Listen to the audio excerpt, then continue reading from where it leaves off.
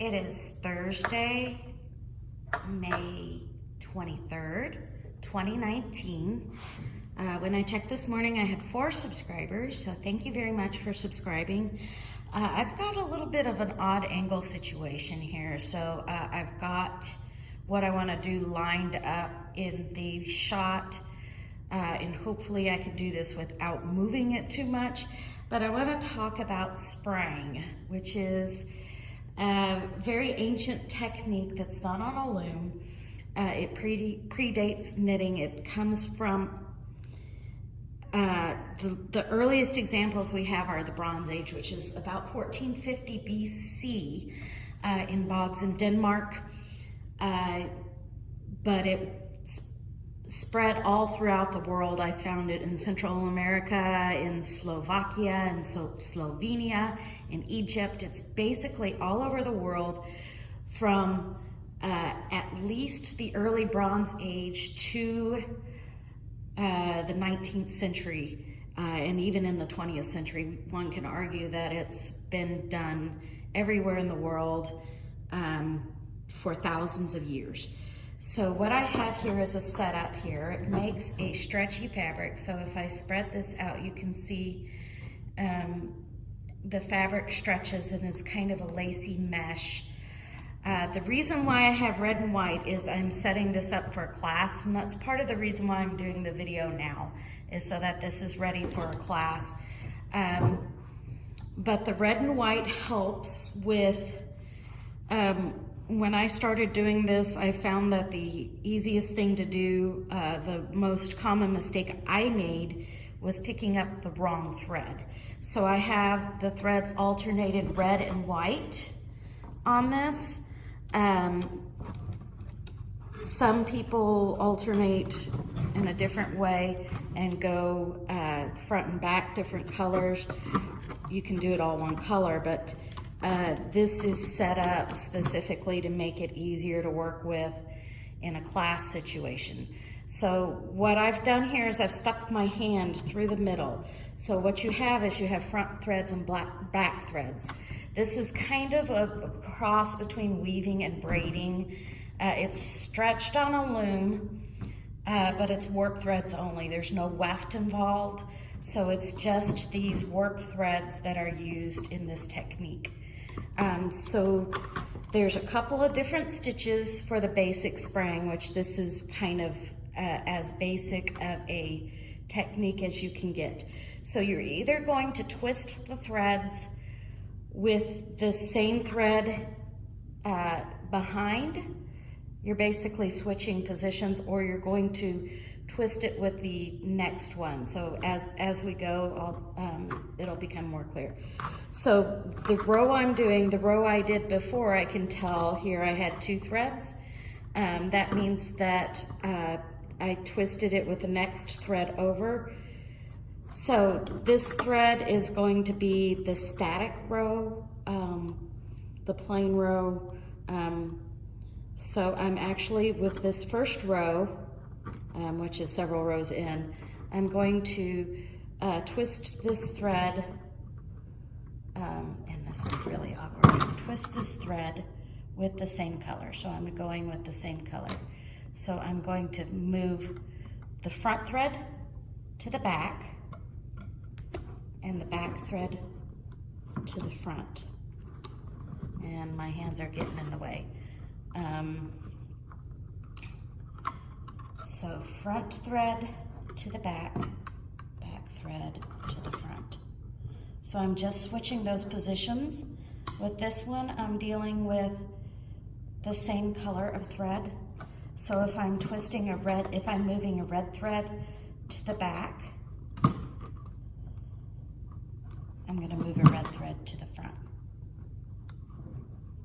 Red thread to the back, or white thread to the back, white thread to the front.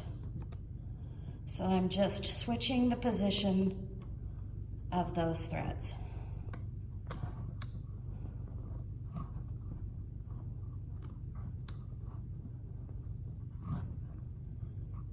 So I'm moving the red thread to the back.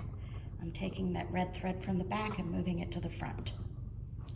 And That's kind of the basic stitch. What this ends up doing is it ends up looking kind of like a chain link fence.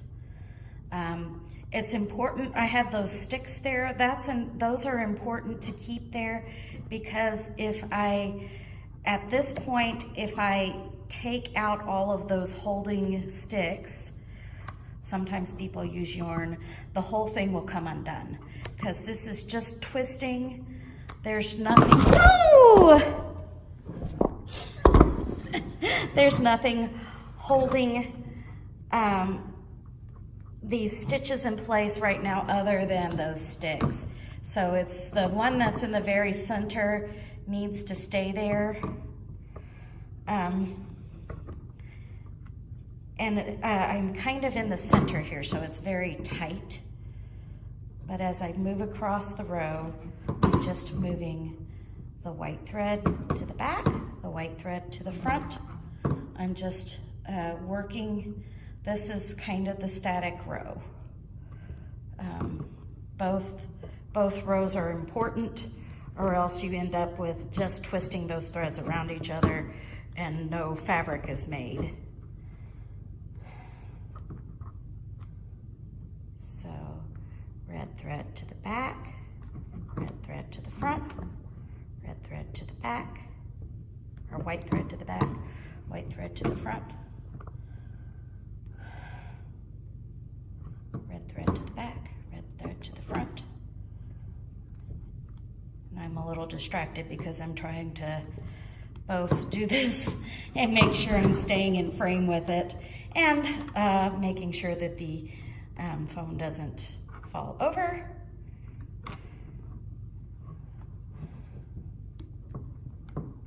So this is the first basic stitch is just twisting those threads with the same color or the same position. So you're just working the stitch with the stitch that's behind it. And again, my tripod is a little off. Okay. Let me move this to where I can see the whole thing in frame. Okay. So I've worked across the row. Now to keep those stitches in place, I'm gonna take out these sticks on the furthest end. I like to keep like 2 or 3 rows of sticks in there because it helps to keep things. And if I notice right here, I actually see a mistake here. This thread should have gone to the back and did not.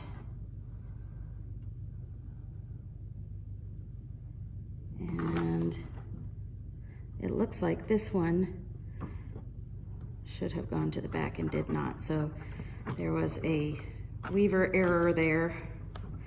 And one of the things about this is it works from the center in.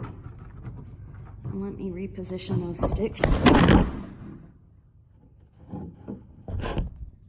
about that. This one is going to be better if I have helper.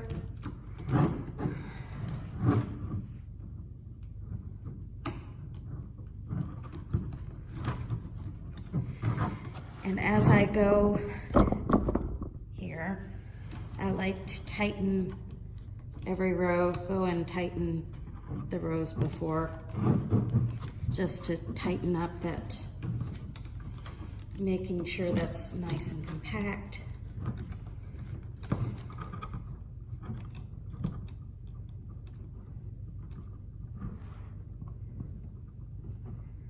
And I'm gonna do one more thing here because these got a little bit out of order.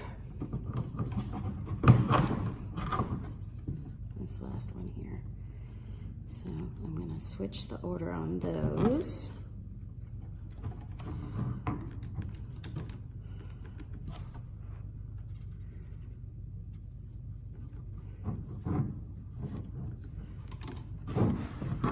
Okay.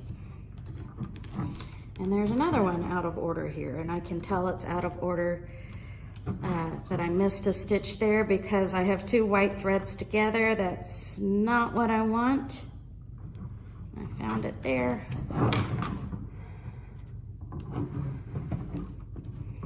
One of the things with Sprang is it works from the inside out, and you're actually working both ends towards the middle. If you make an error somewhere in this, it's going to show up on both ends. So I'm fixing the couple of little errors that I had in there. I'm going to post this video before I do the next half. The next half is easy, but this is already 10 minutes, so I'm going to post this and do the next step.